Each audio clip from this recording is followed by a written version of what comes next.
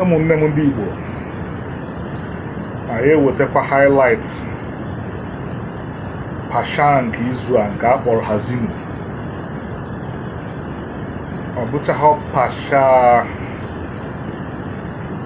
nyere m oke aṅụrị maka ọkwa ka a ma na Deuteronomy 32. A sị na agha kara aka adịghị eri ngwọrọ, mana agha mechakwa rie Igbo. Chineke si na ọnụ onye nkụzi ka onye nkụzi niile, onye amụma ka onye amụma niile, Moses wee na-agwa anyị ka ọ na-agwa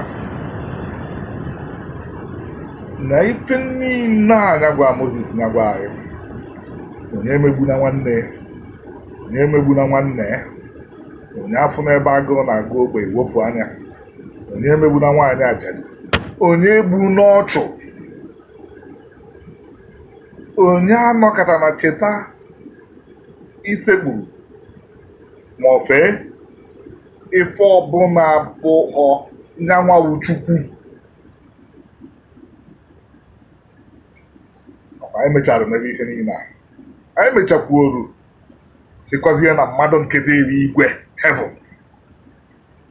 O wee si n'ọnụ Moses na-agwa anyị jụkwa ndị bụ anyị ụzọ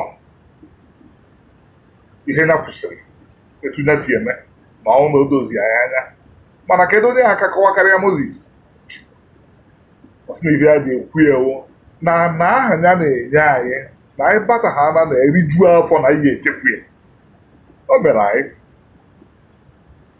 maka kedu mba abịa nnọọ n'ebe a kpọsịrị Naijiria taa, ndị Igbo nọ na ụlọ mkpọrọ na ya. Kedu mba ya obere fọtụ ha ya eme ha eriju afọ? Meta erijuwere afọ ahụ, onye Igbo kwụsịzie ime ihe niile ahụ butere iriju afọ ahụ. Ka anyị juzukere ịgba bọị wee maatụ, ndị na-agbagasị agbagasị jekwa na Baịbụl na ịgba bọị nọ na ya. Ọ kasịrị ike etu o siri ọkwụna ka ọ na-ana. Ọ part of omenala. Ihe niile a kpọrọ omenala, ndị Igbo hapụrụ ya ọ na-ana ana. So ọ sị ya Chukwu si na afụfụ ya akarịkwa na akarị. Biko na ndị Igbo, afọ karị ha ya akarị tata.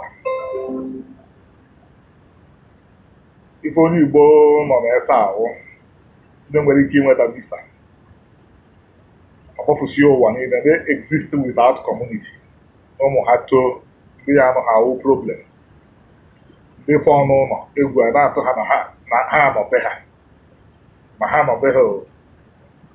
So ọnwụdụ na ọchọ ka ibe niile aba anyị n'ọnọsi anyị n'oje kọ ime na ọrụ na ya kpachapụrụ anya. And ka a na-agụkwa taa ka ọ maka next year ka a na-agụrụ ya, anyị marụzie na ihe ahụ na-esere anyị na Chineke, ka anyị gbarụ ife ndị ahụ ọsọ. Onye ka ndị si na pasha ya enyechaghị m aṅụrị maka ọnwụ na awọ ọnụ ha awọ ọ dị iche, ma na-enye warning. Anyị ncha danya bụ iwu, anyị ncha hapụrụ ibe Chineke si mebe ihe ọzọ. Anyị ncha hapụrụ omenala, ọ na-atọ anyị. So ihe o kwuru hi nne, mana ọ bụghị ha ejezi summarize one by one ebe ọ na echi na ihe akụkọ n'ebe ọ bụ na anyị na-akpọku nyanwụ nna anyị ukwu Chukwu. Moses kwukọrọcha ihe niile a, ọ si ya n'oruo n'oge ihe ezu ike, gbagoo n'elu ugwu ahụ. Moses gbagoo n'elu ugwu ahụ, Chineke were aka emekwana ife dị na ya. Tomorrow nweghị onye ma ebe e nyiri ya, nweghị onye ma ebe e nyiri that big brother.